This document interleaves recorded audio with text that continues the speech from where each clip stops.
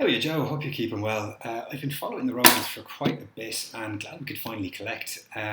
So I thought you'd be interested in what NewsWhip is doing because we're looking at content virality. So what will be popular, but also what's worked well before. So I'll get to kind of how this applies to the Romans, but first I'd like to talk about how we're taking a different approach to media impact. So you might agree that a placement in the BBC isn't really the holy grail it used to be. So now our media is more about kind of how far a story is shared and travelled across social and who is actually amplifying this story. So NewsWhip it has its heritage in publishing. We're actually funded by the Associated Press and very focused on media. However, we're also partnered with the likes of Facebook, Twitter, Google, Reddit, Pinterest, Snapchat, and bring this together, this media and this social data. And then we're able to tell you what narratives are being engaged with most in the media, but also what stories are being shared most across social. Apply our machine learning algorithms to this, we're not only able to tell you that, we're able to predict it.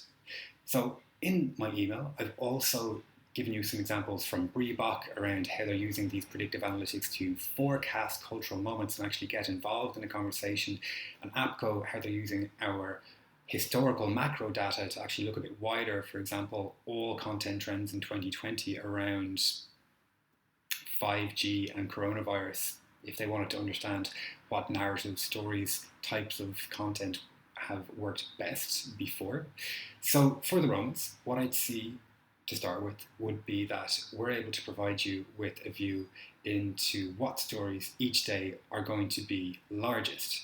So if you want to forecast trends, get involved with a conversation, you have the data to support that decision making, not only to say it's going to be a important story, but you're able to predict it. The second part would be our historical data to be able to inform or support any of your creative decisions. So for example, like that, if you wanted to understand a specific topic, even benchmark topics, you'd be able to put some engagement data behind this to understand more about these topics. So how we normally prove this out is we get involved with one of your projects to actually apply some of that data to a real world situation so you can validate this for yourself. Now, we could have a conversation, you and I, to kind of quickly show you some of this technology in action, or I could take this up with a colleague to get things started and see if there is something here.